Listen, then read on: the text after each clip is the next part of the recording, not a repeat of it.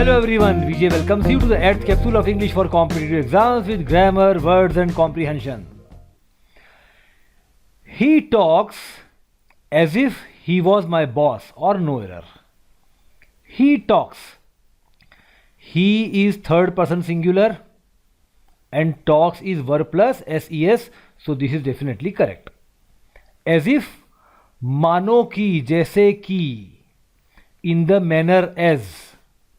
He talks as if he was my boss. अब क्या यहां पर was सही है? Talks is in present tense and was is in past tense.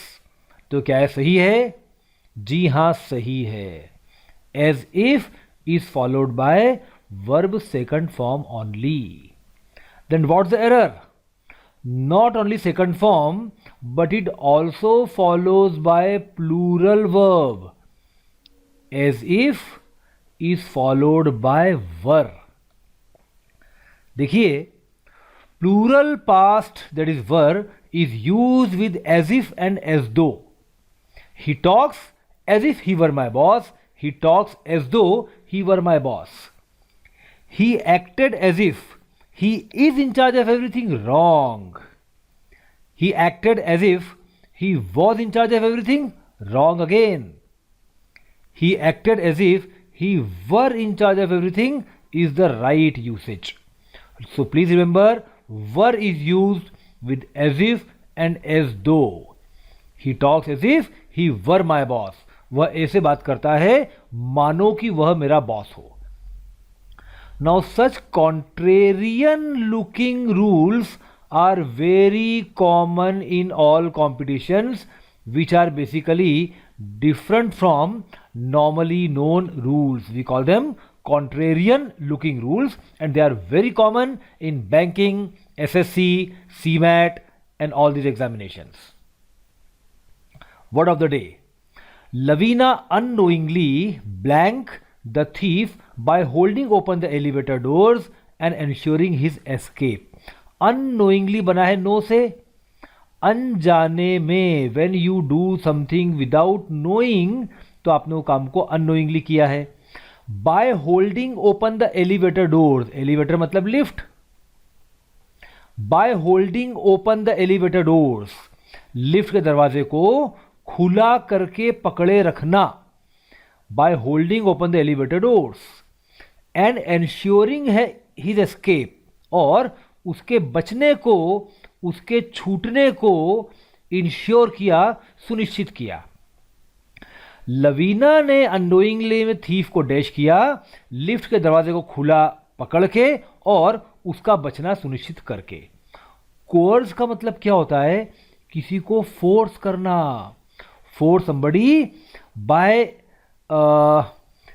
Any crime और any tort, that is coercion.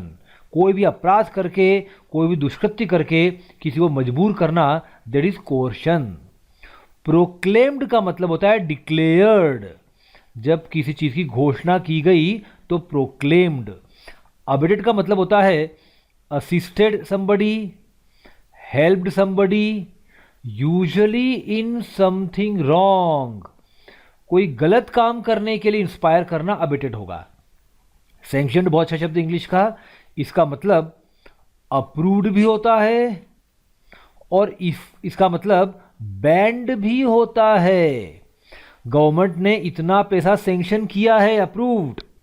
United Nations ने sanctions लगा दिए हैं, बैंड. तो सैंक्शनड के दोनों मतलब निकलते हैं जो अपने आप में एंटोनिमस हैं.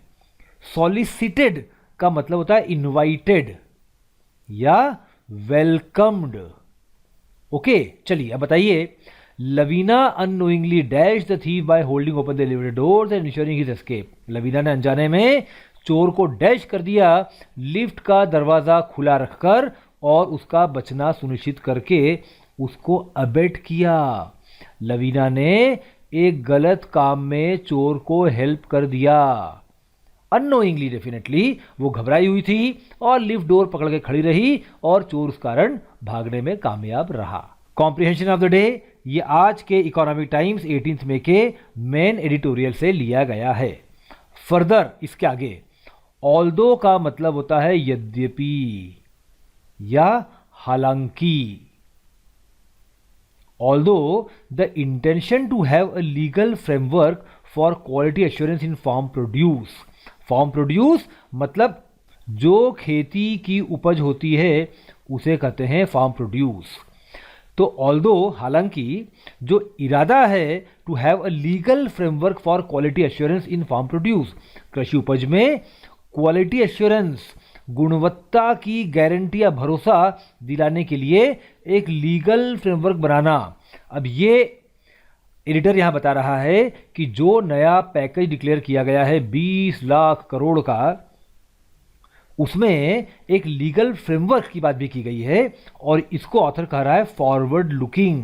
फॉरवर्ड लुकिंग का मतलब होता है भविष्य के प्रति देखने वाली कोई चीज, फ्यूचरिस्टिक, जो भविष्य के दर्शन से युक्त हो, आने वाले भविष्य के लिए सही हो। ये ऑथर इसको अप्रिशिएट कर रहा है, लेकिन फिर भी लगा हुआ है यद्यपि it remains to be seen, यह देखा जाना अभी शेष है, यह देखा जाना अभी बाकी है। How it affects the ground reality, इससे जमीनी वास्तविकता पर कितना फर्क पड़ता है। हाउ इट अफेक्ट्स, यह किस प्रकार से प्रभावित करती है ग्राउंड रियलिटी को। गिवन, अब गिवन का आप मतलब जानते होंगे देने के अर्थ में, लेकिन जब दो फ्रेजेस के बीच में यूज किया जाए तो के परिप्रेक्ष्य में इस अवस्था को देखते हुए यह मतलब निकलता है गिवन का।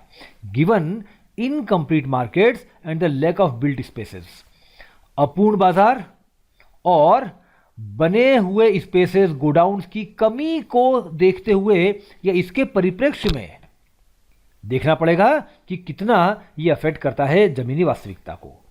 The proof of the pudding is in the eating, ये एक बड़ा कॉमन प्रॉवर्ब है इंग्लिश का।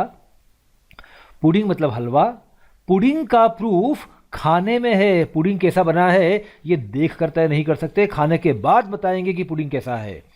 एज दे से, जैसा कि कहा जाता है। एज दे से और गिवन ये दोनों अपने आप में कंप्लीट क्लॉजेज हैं। जैसा कि कहा जाता है इस परिप्रेक्ष्य में देखा जाए तो इंप्लीमेंटेशन इज की, क्रियान्वयन ही मूलभूत चीज है। कैसे इसको क्रियान्वित किया जाता है वह देखा जाना चाहिए। तो यहां एडिटर अप्रिशिएट कर रहा है फार्म प्रोड्यूस में क्वालिटी एश्योरेंस देने के लिए बनाए गए लीगल फ्रेमवर्क को, लेकिन कह रहा है कि देखना होगा कि दरअसल जब ये जमीन पर उतरता है तो कितना प्रभावित कर पाता है। Thank you friends. English for competitive exams, one capsule every day and ultimately will keep all failures away. Thank you, all the best.